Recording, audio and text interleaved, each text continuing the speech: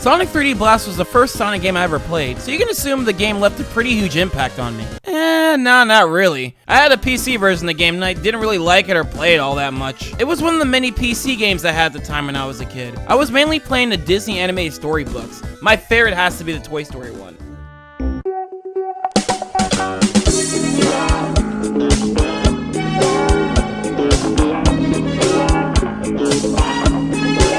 We don't have time for that now! Oh, sorry, Sheriff. It wasn't until years later I rediscovered this game on the Sonic Mega Collection and come to the realization that, oh yeah, I played this game before. So the story of this game goes, Flickies are mysterious birds. They live in another dimension and can travel anywhere through large rings. Wait, if that's the case, like, are we from this dimension? I mean, they were around since the first game. So, is this their main dimension, or are they from another one? I mean, we're not even a minute in. There's already some continuity errors going on here. Robotnik learns about the Filkies. I will change the fleas into robots and have them search for the Chaos Emeralds for me. Using the infinite powers of the Emerald, I can conquer the world. I'm pretty sure that's what he sounds like. Sonic visits the Flicky Island to see his friends, but the only thing he finds are robots! Robotnik made my friends like this. I must save him. Robotnik must be murdered. I mean, stopped. Sonic then starts to defeat the enemies in order to rescue the Flickies who are trapped inside. Go, Sonic! You can warp through the big ring with the help of the Flickies. Chase after Robotnik and defeat his plans.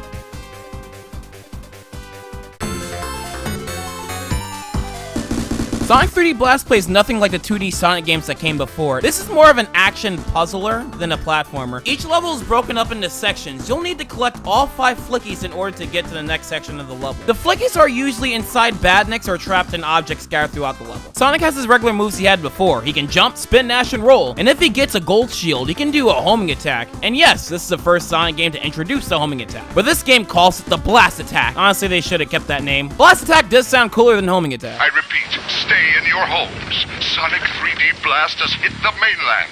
The blue storm is moving unpredictably, spinning, smashing, gaining power as he tears along. If you should see an eerie gyration of light, move away. You may be witnessing the Blast Attack, a force as cunning as it is destructive. Sonic 3D Blast is coming.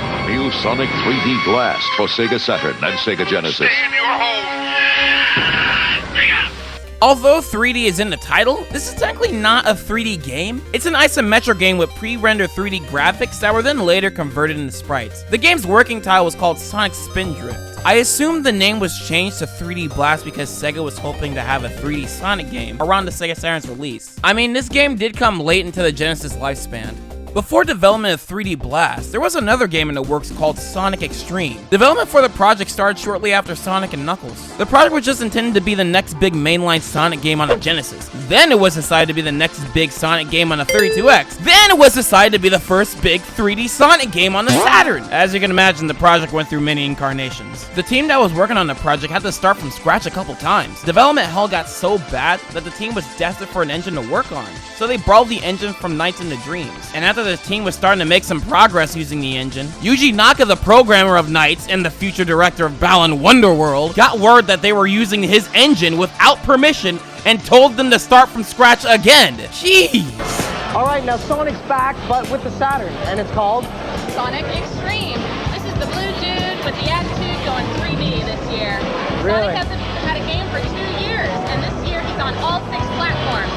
Now Sonic is full 3D. You see all sides of him like nothing you've ever seen before. You know, it's killing me. Look at this. Woo! Now, look at the reflections. Look at that character. That boss character is amazing. They really did a good job with this one. This is going to be hot for the holidays. It's a must-have. So it's the first Sonic to make it on the Saturn, actually, isn't it? The project was eventually canned, and some of the assets were added to games like the Hub area in Sonic Jam and Sonic Schoolhouse for PC. Sega knew about the development hell of Sonic Extreme, so as a safety net, they got other development teams to work on different Sonic games to fill out the gap. Sega commissioned a Sonic game from Traveler's Tales because they were impressed with their work on Toy Story and Mickey Mania. And I gotta say, I can see why they're so impressed. Toy Story's pre-rendered graphics look amazing for its time, and Mickey Mania has some god-tier sprite work. Sonic 3D Blast is nothing short of an achievement either. These pre-rendered graphics look beautiful for the Genesis. On top of that, they managed to fit in a CG intro sequence. I can imagine Sega was extremely impressed with this game and made it the big Sonic blockbuster of the year. And because of the troubled development of Sonic Extreme, an enhanced Saturn port was made to release around the same time as the Genesis version. They even renamed the tie-in Christmas special, which was called An Extremely Sonic Christmas, to Sonic Christmas Blast.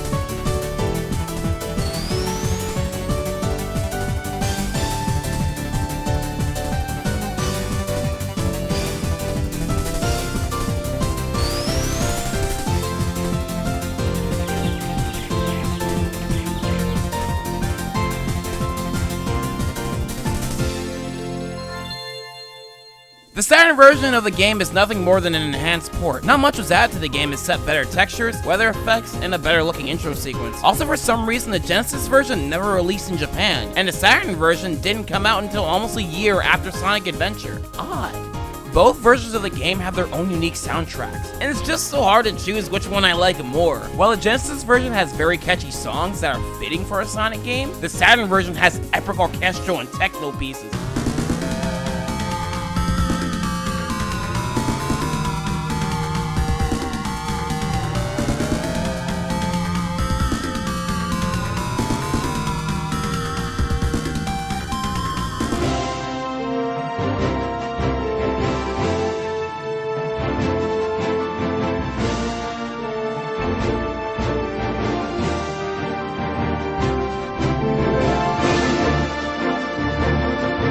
There are bangers in both these soundtracks. Sonic Adventure even reuses some of the music tracks from the Genesis version.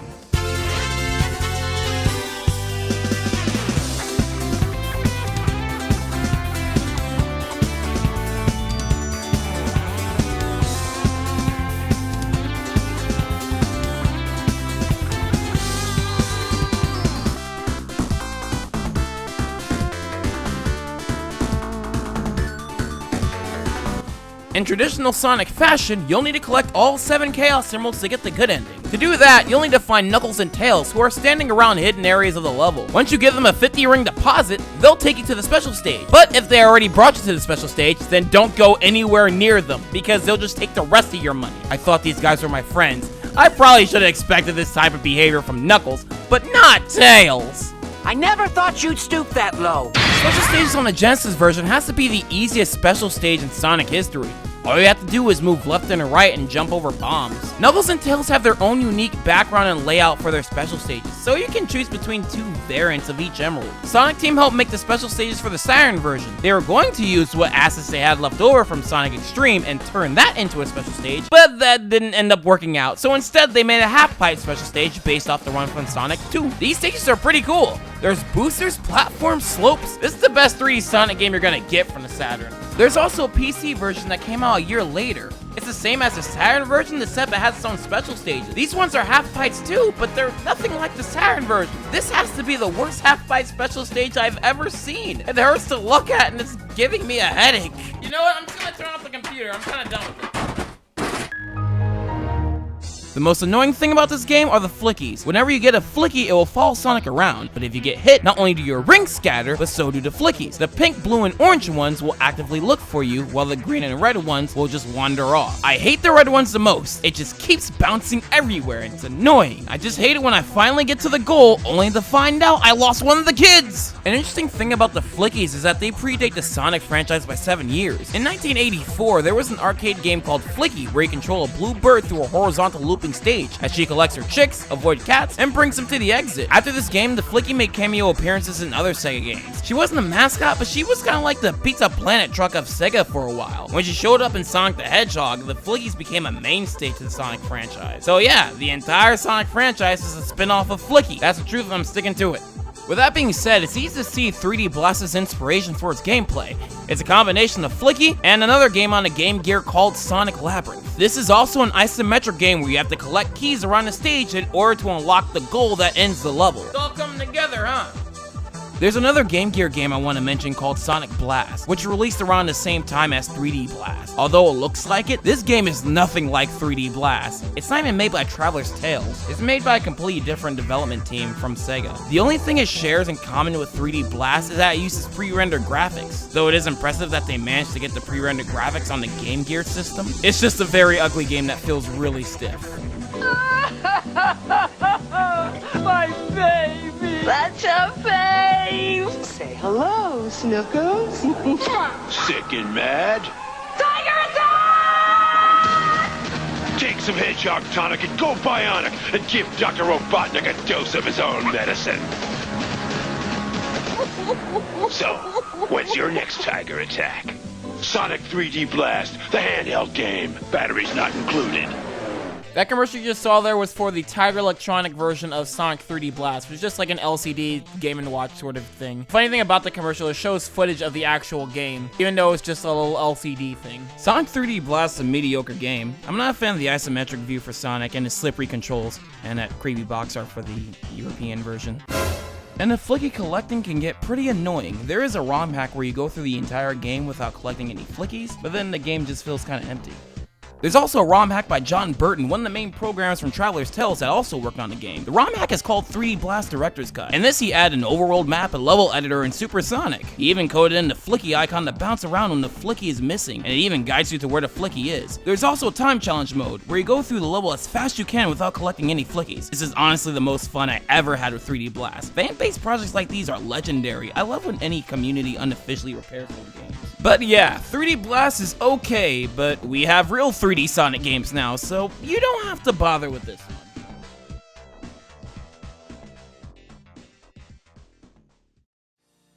Okay, well that's finally over with. This was meant to be like a much shorter review than usual. Like, it was meant to be 5 minutes, but it turns out there's a lot to talk about when it comes to 3D Blast. So it ended up taking like over 10 minutes. But hopefully like this came out better than I thought, better than what I imagined. So hopefully it come out good to you.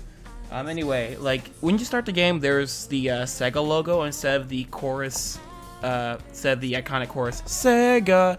It's just a voice clip of a guy screaming. I wonder if that voice clip comes from a commercial. It's just weird. I think it would be better if they just have that little animation and then you get the little Sega logo at the end. Other than that, like, yeah, 3D Blast is okay. If I recommend which version to play, I'd say the Saturn version if you can get your hands on it, because it just looks better and it has like better special stages. Like the weird thing between this Genesis and Saturn version, it's like when a PS4 game gets updated into like a PS5 game. It's just like so many touches. It's a remaster that came out the same year and the same time. Yeah, this was a good fun review, and I have nothing much to say other than that. But yeah, thank you for watching and logging out, everybody.